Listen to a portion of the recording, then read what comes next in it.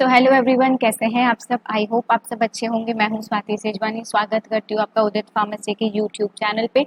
लेकर आ गई हूँ नेक्स्ट फार्मास्यूटिक्स का इंपॉर्टेंट लेक्चर, जो कि है यूनिट ऑपरेशंस का एक पार्ट मिक्सिंग। आज हम लोग पढ़ने वाले हैं यूनिट ऑपरेशंस के मिक्सिंग पार्ट के बारे में कि कौन कौन सी मिक्सिंग प्रोसेस होती है फार्मास्यूटिकल इंडस्ट्रीज में, कौन कौन से मिक्सर्स यूज होते हैं। तो स्टार्ट करते हैं। मिक्सिंग, अगर हम नॉर्मल लैंग्वेज में बात करें तो मिक्सिंग का मतलब क्या होता है। मिक्सिंग मतलब सारी चीज़ों को मिला के इकट्ठा करके एक मास तैयार करना। सेम होता है फार्मास्यूटिकल इंडस्ट्री में भी। फार्मास्यूटिकल मिक्सिंग में क्या होता है, जो आपकी टैबलेट्स, कैप्सूल, जो भी आपका डोजेज फॉर्म बनता है, उसके जो इंग्रेडिएंट्स की मिक्सिंग की जाती है उसको मिक्सिंग कहते हैं। तो ये जो टर्म है मिक्सिंग, इस टर्म मिक्सिंग का मतलब ही है to put together in one mass, मतलब सारी की सारी चीज़ों को मिक्स करके इकट्ठा करके एक मास तैयार करना। लेकिन हम ये मिक्सिंग करते क्यों हैं, ऑब्जेक्टिव्स क्या है मिक्सिंग के। तो मिक्सिंग के मेन ऑब्जेक्टिव्स हैं कि एक बल्क मास तैयार करना, मतलब सारे इंग्रेडिएंट्स को मिक्स करके एक बल्क मास तैयार करना। और जब उस बल्क मास को अलग अलग डोजेस में डिस्ट्रीब्यूट किया जाए तो हर एक डोज में सेम इंग्रेडिएंट सेम क्वांटिटी का हो, इसीलिए की जाती है मिक्सिंग। अब ऐसा तो होगा नहीं कि आप एक एक टैबलेट के लिए अलग अलग इंग्रेडिएंट्स को मिक्स करोगे, फिर एक टैबलेट बनाओगे, फिर दूसरी टैबलेट बनाओगे, या फिर एक कैप्सूल अलग से बनाओगे, फिर दूसरा कैप्सूल अलग से बनाओगे। तो इसमें क्या हो सकता है, डोज वेरिएशन हो सकता है, टाइम आपको बहुत ज़्यादा लगेगा, पॉसिबल नहीं है एक बार में एक टैबलेट बनाना, एक बार में एक कैप्सूल बनाना। तो मिक्सिंग क्यों ज़रूरी है, ताकि बल्क मास तैयार किया जा सके। और उस बल्क मास को जब हम डिवाइड करें तो हर एक डोज में इक्वल क्वांटिटी का इंग्रेडिएंट, ड्रग, सारी चीज़ें हो। एग्जाम्पल ले लो आप मिठाई की दुकान का। मिठाई की दुकान पे मिठाइयाँ कैसे बनती हैं, सारा दूध इकट्ठा लेते हैं, मावे इकट्ठे लेते हैं, शुगर इकट्ठी लेते हैं, सबको मिक्स करके एक ठोस मास बनाया जाता है और एंड में मिठाई के पीसेस बनाए जाते हैं। तो हर एक मिठाई का जो पीस होता है उतना ही मीठा होता है, उसमें उतना ही मावा होता है, उसमें उतने ही इंग्रेडिएंट्स होते हैं। तो वो सब चीज़ें इक्वली कैसे भी थी, कैसे हुई, तो वो सब चीज़ें इक्वली हुई आपकी प्रॉपर मिक्सिंग से। सेम ऐसे ही होता है आपकी फार्मास्यूटिकल इंडस्ट्रीज में। ठीक है, जब कोई डोजेज फॉर्म बनाना रहता है तो मिक्सिंग प्रॉपर तरीके से की जाती है, बल्क मिक्सचर बनाया जाता है। और जब उसको अलग अलग डोजेज में डिवाइड किया जाता है तो हर एक डोज में करेक्ट प्रपोर्शन होता है हर एक इंग्रेडिएंट का। यही मेन उद्देश्य होता है मिक्सिंग का, कि एंड में आपका जो भी प्रोडक्ट बने उसमें सारा प्रपोर्शन इक्वल हो। यही यहाँ पे लिखा है कि जो मेन ऑब्जेक्टिव है मिक्सिंग का वो है कि एक बल्क मिक्सचर प्रोड्यूस कर सके। ठीक है, जिसको कि जब डिवाइड किया जाए अलग अलग डोजेस में तो हर एक यूनिट जो है डिवाइड डोजेस की, उसमें करेक्ट प्रपोर्शन होना चाहिए हर एक इंग्रेडिएंट का, चाहे वो आपका रॉ मटेरियल हो, ठीक है, चाहे आपका ड्रग हो, चाहे आपका एपीआई हो, ठीक है, चाहे आपका एक्सीपिएंट हो, हर एक इंग्रेडिएंट जो है करेक्ट प्रपोर्शन में होना चाहिए। ये मिक्सिंग जो है एक बहुत ही क्रिटिकल प्रोसेस होती है, क्योंकि आपका जो फाइनल प्रोडक्ट है उसकी क्वालिटी, ठीक है, उसके जो पूरे पैरामीटर्स होंगे, जो उसके पूरे एट्रीब्यूट्स होंगे, वो आपकी मिक्सिंग की क्वालिटी के ऊपर डिपेंड करते हैं। जिस तरह से आपने मिक्सिंग करी होगी उसी हिसाब से आपके फाइनल प्रोडक्ट की क्वालिटी बनेगी। ठीक है, इसीलिए मिक्सिंग जो है एक बहुत क्रिटिकल प्रोसेस है, क्योंकि आपके फाइनल प्रोडक्ट की जो क्वालिटी है, उसके जो एट्रीब्यूट्स हैं, मतलब आपके प्रोडक्ट की जो प्रॉपर्टीज होंगी, वो मिक्सिंग की क्वालिटी पे ही डिपेंड करती है। क्यों, देखो, अगर आपने प्रॉपर मिक्सिंग नहीं की होगी तो कहीं एपीआई ज़्यादा होगा, कहीं एक्सीपिएंट ज़्यादा होगा, और आपका जो लास्ट में फाइनल प्रोडक्ट बनेगा वो प्रॉपर प्रोडक्ट नहीं बनेगा, वो quality control test evaluation parameters cross ही नहीं कर पाएगा। इसीलिए आपका जो फाइनल प्रोडक्ट होता है उसकी जो क्वालिटी होती है, उसकी जो प्रॉपर्टीज़ होती हैं, वो आपकी मिक्सिंग की क्वालिटी के ऊपर पूरी तरह से डिपेंड करती हैं कि आपने मिक्सिंग किस क्वालिटी की करी है, किस तरह से करी है। बहुत सारे फैक्टर्स हैं जो कि मिक्सिंग के लिए रिस्पॉन्सिबल होते हैं, जो कि आपकी मिक्सिंग को अफेक्ट करते हैं। जैसे कि सबसे पहले आपके प्रोडक्ट का नेचर। अगर आपको अच्छी मिक्सिंग चाहिए तो जो भी आपके पार्टिकल का सरफेस है वो स्मूथ होना चाहिए, मतलब जो आपके पार्टिकल्स हैं वो स्मूथ सरफेस के होने चाहिए, रफ सरफेस के नहीं होने चाहिए। अगर आपके पार्टिकल्स रफ सरफेस के होंगे तो प्रॉपर मिक्सिंग नहीं हो पाएगी। ठीक है, अगर आपके पार्टिकल्स स्मूथ सरफेस के होंगे तो आपकी मिक्सिंग जो है ज़्यादा इफेक्टिव तरीके से हो पाएगी। दूसरा फैक्टर होता है आपके पार्टिकल की साइज।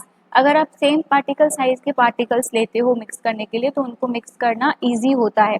अगर आप पार्टिकल साइज अलग अलग लेते हो तो सेग्रीगेशन की प्रॉब्लम आती है। इट मीन्स आपके पार्टिकल्स अलग अलग इकट्ठा होना शुरू कर देते हैं। अगर सेम पार्टिकल्स होंगे तो मिक्स करना बहुत ईजी रहेगा। जैसे नमक होता है, नमक में सारे पार्टिकल सेम रहते हैं, जैसे ही हम उसको पानी में घोलने की कोशिश करते हैं वो घुल जाता है। शुगर होती है, शुगर के सारे पार्टिकल्स सेम होते हैं, जल्दी घुल जाती है। ये तो है सॉल्यूशन फॉर्म में, लेकिन मैं आपको एग्जांपल बता रही हूँ पार्टिकल साइज का, कि अगर सेम पार्टिकल साइज के आप इंग्रेडिएंट्स को मिक्स करोगे तो मिक्सिंग इजी रह जाती है एज कम्पेयर टू अलग अलग पार्टिकल साइज।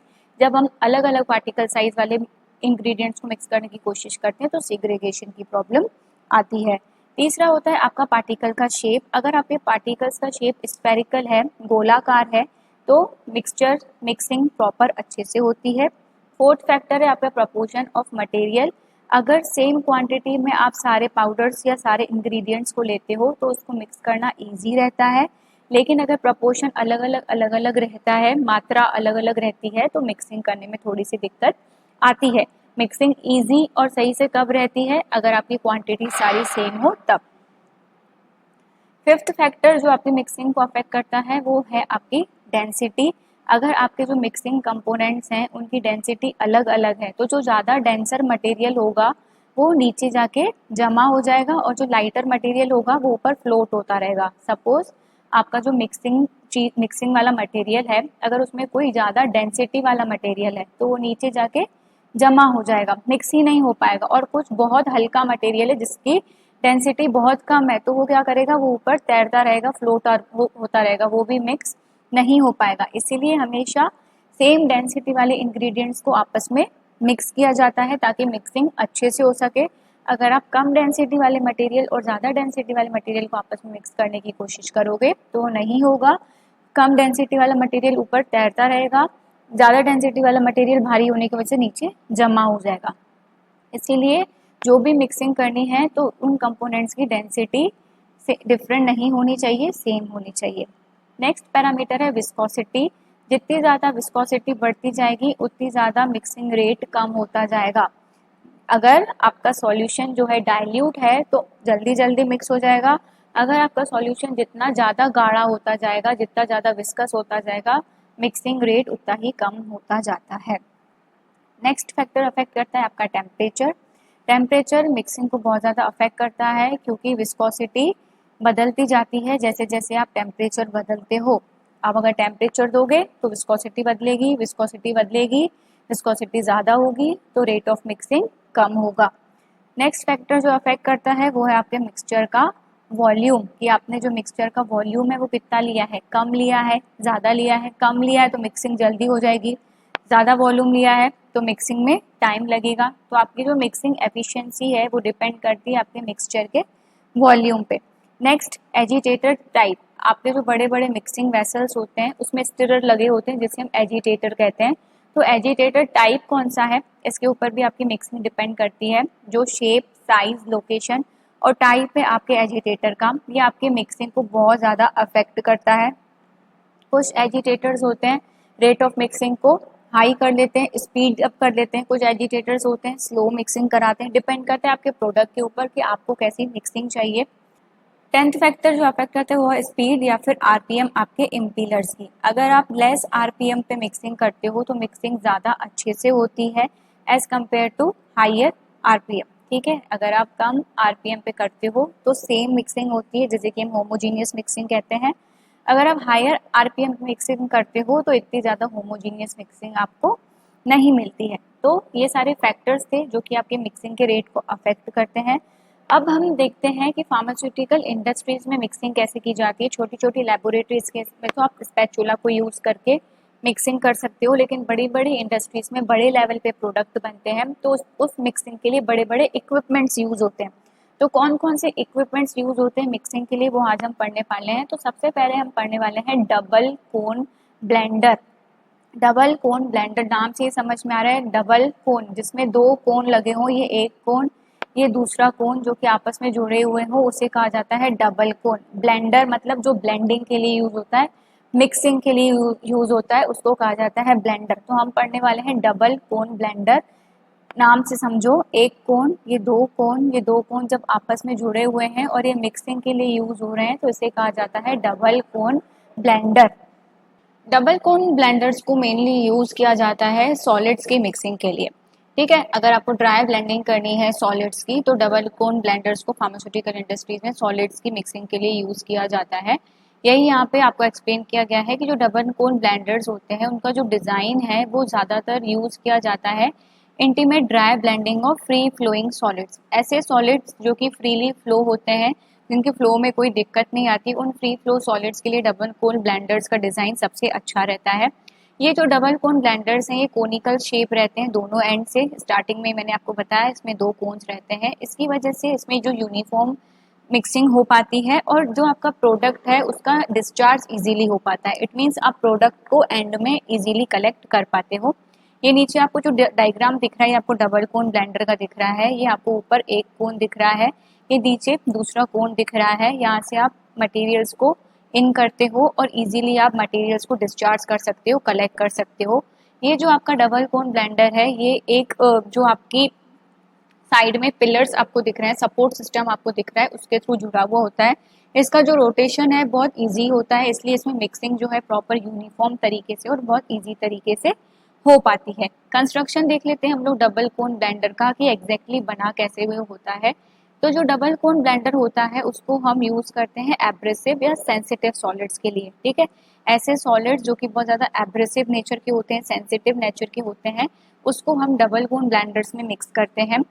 इसकी वजह से क्या होता है कि एक जेंटल रिपीटेबल मिक्सिंग प्रोसेस हो पाती है, जिसकी वजह से आपके जो प्रोडक्ट की फिजिकल प्रॉपर्टीज़ हैं वो बिल्कुल मेंटेन रहती हैं। ठीक है, आपके जो प्रोडक्ट की फिजिकल प्रॉपर्टीज़ हैं उसमें कोई चेंज नहीं आता, क्योंकि डबल कोन ब्लेंडर में जो मिक्सिंग होती है वो बहुत जेंटल मिक्सिंग होती है, ज़्यादा हार्श या रफ एंड टफ मिक्सिंग नहीं होती, बहुत जेंटल मिक्सिंग होती है। रिपीटेबल मिक्सिंग प्रोसेस की वजह से जो प्रोडक्ट है वो उसकी फिजिकल प्रॉपर्टीज़ को बनाए रखता है।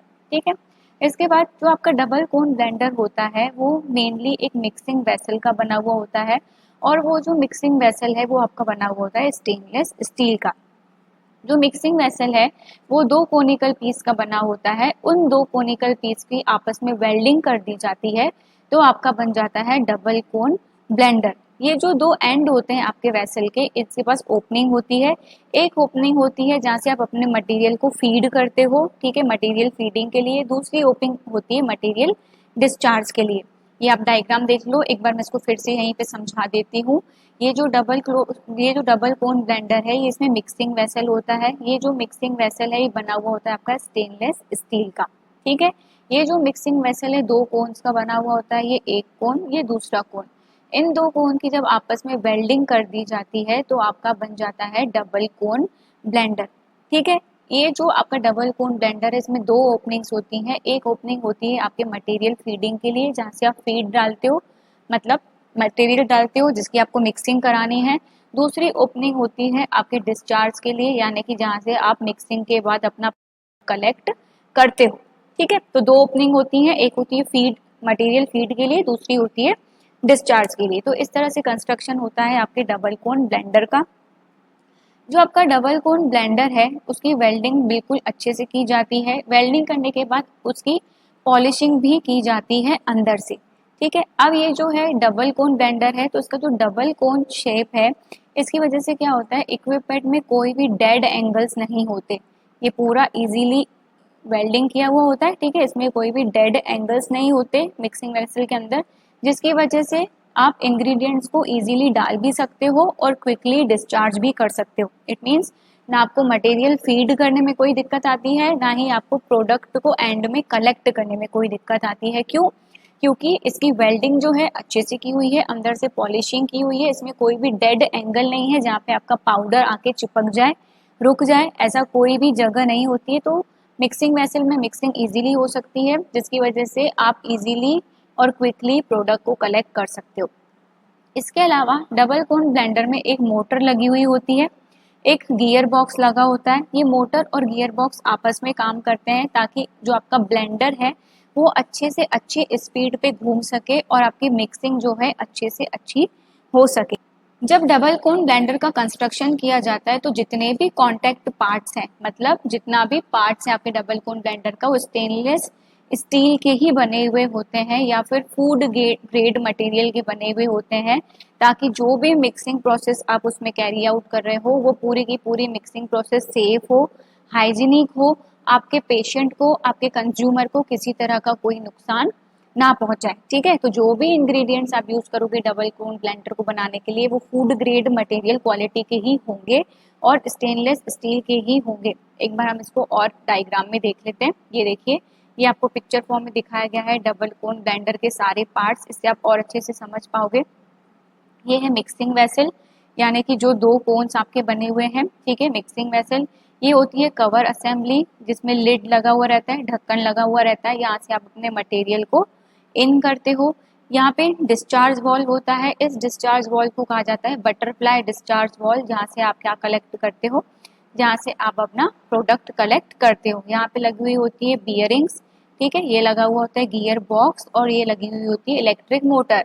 ये इलेक्ट्रिक मोटर और गियर बॉक्स आपस में मिलके काम करते हैं, जिसकी वजह से आपके डबल कोन ब्लेंडर में मिक्सिंग बहुत अच्छे से यूनिफॉर्म तरीके से हो पाती है।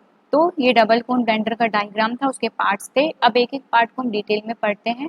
सबसे पहला पार्ट जो है आपके डबल कोन ब्लेंडर का वो है कवर असेंबली। ये नीचे डायग्राम में देखो, जैसे कुकर का ढक्कन होता है ना, कुकर की लिड होती है, कवर होता है, उसी तरह से ये कवर असेंबली है। आपके डबल कोन ब्लेंडर का सबसे ऊपर का पार्ट है, कवर है, ये यहाँ से इसको ढक्कन को खोला जाता है, मटेरियल को इन किया जाता है। ठीक है, तो जो कवर असेंबली है वो कैसा काम करती है, वो फीड इनलेट का काम करती है। मतलब यहाँ से आपका जो भी मटेरियल है वो इन होता है, डबल कोन ब्लेंडर के अंदर जाता है। ये जो कवर असेंबली है ये मैनुअली ऑपरेटेड होती है, मतलब आप जो ढक्कन है उसको हाथ से खोल सकते हो। ठीक है, आप इसको लॉक भी कर सकते हो। जब आप इसको लॉक करोगे तो ये डस्ट टाइट हो जाएगा, डस्ट भी इसके अंदर नहीं जा सकती है, किसी भी तरह का क्रॉस कंटेमिनेशन नहीं हो सकता है, क्योंकि ये जब आप इसको क्लोज करते हो ये तो पूरा लॉक के समेत क्लोज हो जाता है, पूरा टाइट कवर हो जाता है, जिसकी वजह से डस्ट धूल मिट्टी भी इसमें नहीं जा सकती और किसी भी तरह का क्रॉस कंटेमिनेशन नहीं होता। कवर असेंबली के बाद नेक्स्ट पार्ट आता है आपका मिक्सिंग वेसल। ये जो है आपका बीच का पार्ट यानी कि मिक्सिंग वेसल, जिसमें आपकी मिक्सिंग होती है इंग्रेडिएंट्स की। मिक्सिंग वेसल जो है ये ऐसा कंपोनेंट है जो कि बहुत इंपॉर्टेंट कंपोनेंट है डबल कोन ब्लेंडर का। यही वो पार्ट है जहाँ पे ब्लेंडिंग होती है, ब्लेंडिंग मतलब मिक्सिंग होती है। जो आपका मिक्सिंग वेसल है वो हॉरिजॉन्टल एक्सिस पे रोटेट करता है। ठीक है, अब डिपेंड करता है कि आपको कौन से इंग्रेडिएंट्स को ब्लेंड करना है, कौन से इंग्रेडिएंट को मिक्स करना है। तो depending on the ingredients to be blended, जो मिक्सिंग वेसल है उसमें आप या तो पैडल शेप्ड बैफल्स को अटैच करते हो या फिर इंटेंसिफायर बार को अटैच करते हो, and when required to break up large एग्लोमरेट्स।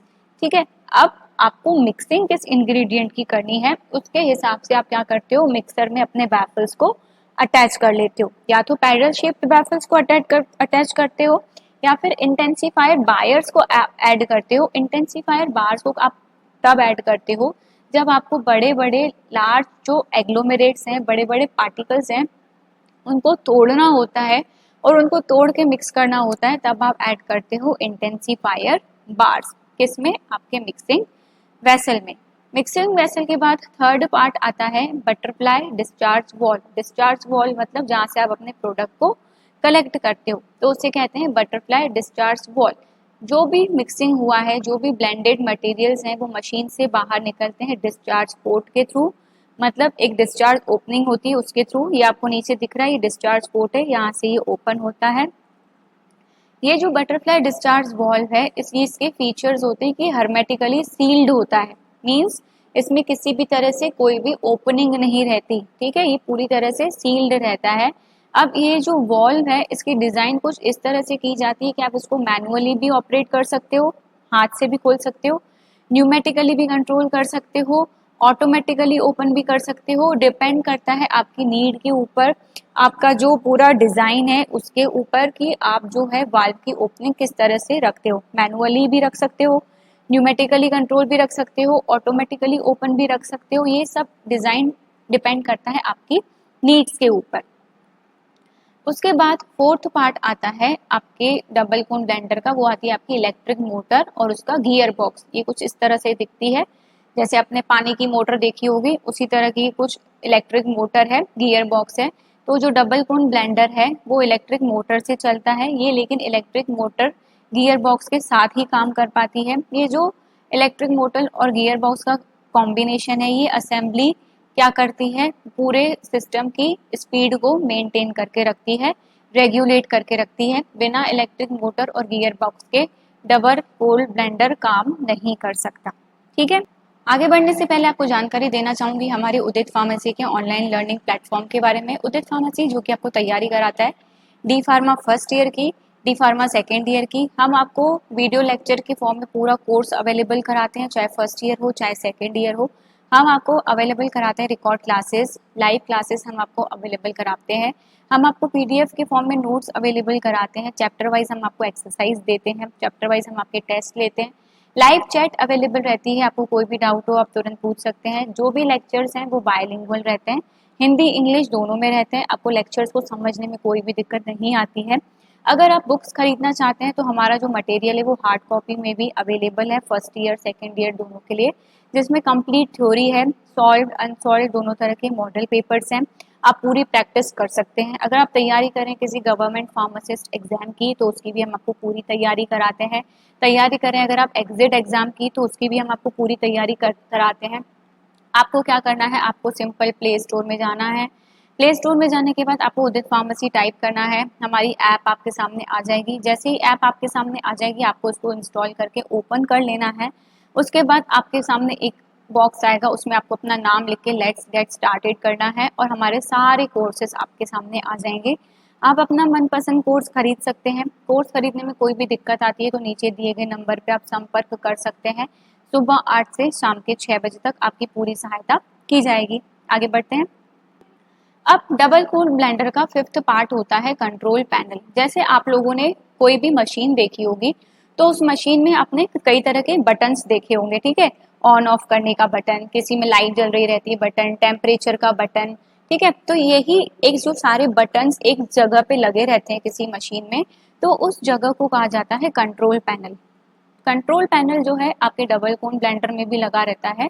ये कंट्रोल पैनल में होता है आपका स्टार्ट और स्टॉप का बटन, जॉग और रन का बटन, मीन्स आपको कब स्टार्ट करानी है मिक्सिंग, पावर इंडिकेटर मतलब एक लाल बत्ती दिखती रहती है, अगर वो जल रही है तो मतलब प्रोसेस चालू है, बंद है तो नहीं, इमरजेंसी स्टॉप का बटन, टाइमर सेटिंग्स फंक्शंस। तो ये सब ये जो नीचे आपको बटन्स दिख रहे हैं, ये जिस एरिया में ये सारे बटन्स लगे रहते हैं उस एरिया को कहा जाता है कंट्रोल पैनल। ये जो कंट्रोल पैनल असेंबली होती है इसकी वजह से आप डबल कोन ब्लेंडर को इजीली ऑपरेट कर पाते हो, इजीली यूज कर पाते हो, जो भी इसके फंक्शंस है उसको इजीली कैरी आउट कर पाते हो, आपको कोई भी दिक्कत नहीं आती है क्योंकि कंट्रोल पैनल पे ही सारे बटन्स प्रेजेंट रहते हैं। कंस्ट्रक्शन के बाद हम देखते हैं वर्किंग हमारे डबल कोन ब्लेंडर की। डबल कोन ब्लेंडर की वर्किंग बहुत ईजी है, मैं आपको सिंपल पहले ही बता देती हूँ। ये इस तरह से आपका डबल कोन ब्लेंडर रहता है। आप क्या करते हो, कवर लिड ओपन करते हो, यहाँ से अपने मटेरियल्स को डालते हो। ये कोन में मिक्सिंग होती है क्योंकि कोन जो है हॉरिजॉन्टली मूव करता है। मिक्सिंग होने के बाद यहाँ पे बटरफ्लाई डिस्चार्ज वाल्व रहता है जहाँ से आप अपने प्रोडक्ट को कलेक्ट कर लेते हो। ये सिंपल मिक्सिंग होती है आपके डबल कोन ब्लेंडर में, यही यहाँ पे लैंग्वेज में लिखा हुआ है। जो भी मटेरियल आपको ब्लेंड करना है आप उसको मिक्सिंग वेसल में भर देते हो। कहाँ से भर देते हो, फीड इनलेट से, ठीक है। कितना भरते हो आप, 50 to 60%। सपोज आपका जो वेसल है उसकी 100 ml की कैपेसिटी है तो आप कितना भरोगे, 50 से 60 ml, मतलब पूरे वेसल की कैपेसिटी का 50 से 60% इंग्रेडिएंट आप वेसल को भर दोगे, ठीक है। अब क्या होगा, अब आपके डबल कोन ब्लेंडर में इलेक्ट्रिक मोटर लगी हुई है। उस इलेक्ट्रिक मोटर की हेल्प से जो मिक्सिंग वेसल है वो रोटेट होगा, एक फिक्स्ड स्पीड पे रोटेट होगा, लगभग 35 से 100 रिवॉल्यूशन पर मिनट, यानी कि 35 to 100 आरपीएम पे वो घूमेगा। जो भी मिक्सिंग स्पीड होती है वो पहले से डिसाइडेड होती है। अब जो भी मटेरियल आपने डाला है मिक्सिंग होने के बाद वो अपोजिंग एंड से मूव होगा, ठीक है। जैसे ही डबल कोन ब्लेंडर रोटेट होगा वो मूव करना स्टार्ट होगा, मटेरियल सेपरेट हो जाएंगे, इकट्ठे हो जाएंगे। इस मूवमेंट की वजह से फाइनली क्या होगा, जो भी इंग्रेडिएंट्स हैं वो अच्छे से मिक्स हो जाएंगे। जैसे जैसे आपका डबल कोन ब्लेंडर घूमेगा उसमें इंग्रेडिएंट्स आपस में मिक्स होते जाएंगे, फाइनली एंड में क्या होगा, मिक्सिंग होमोजीनियसली हो जाएगी। जब ब्लेंडर पूरा रोटेट हो जाएगा एक फिक्स्ड टाइम के लिए, आप उसको जब रन करोगे, जब वो पूरा मिक्सिंग कंप्लीट हो जाएगा तो जो फाइनल प्रोडक्ट है वो बटरफ्लाई डिस्चार्ज वाल्व से आप कलेक्ट कर लोगे जो कि बॉटम पे लोकेटेड है। इस तरह से मिक्सिंग होती है डबल कोन ब्लेंडर में। डबल कोन ब्लेंडर की एप्लीकेशंस क्या है, कहाँ कहाँ हम इसको यूज करते हैं, तो स्टार्टिंग में मैंने बताया डबल कोन ब्लेंडर्स को हम सॉलिड मटेरियल्स की मिक्सिंग के लिए यूज करते हैं। अगर हमें होमोजेनियस मिक्सचर चाहिए किसी सॉलिड सॉलिड की, और अगर अभी कभी हम सॉलिड लिक्विड की मिक्सिंग करने के लिए भी डबल कोन ब्लेंडर्स को यूज करते हैं। डबल कोन ब्लेंडर्स बहुत ज़्यादा यूज होते हैं फार्मास्यूटिकल इंडस्ट्रीज में, न्यूट्रास्यूटिकल्स में, फूड प्रिपरेशंस में, केमिकल्स में, कॉस्मेटिक्स में, डिटर्जेंट्स में, फर्टिलाइजर्स में, प्लास्टिक्स में। मतलब बहुत सारी ऐसी फील्ड्स हैं, बहुत सारी ऐसी जगह है जहाँ पे डबल कोन ब्लेंडर को यूज किया जाता है। अगर हम वैक्यूम यूज करते हैं तो डबल कोन ब्लेंडर्स को हम फ्री फ्लोइंग सॉलिड्स बनाने के लिए भी यूज कर सकते हैं। एक फिक्स्ड टेम्परेचर, एक सर्टेन टेम्परेचर फिक्स करके dry free flowing solid powders भी बनाए जा सकते हैं डबल कोन ब्लेंडर्स में वैक्यूम कंडीशंस को create. That's all for today, thank you so much.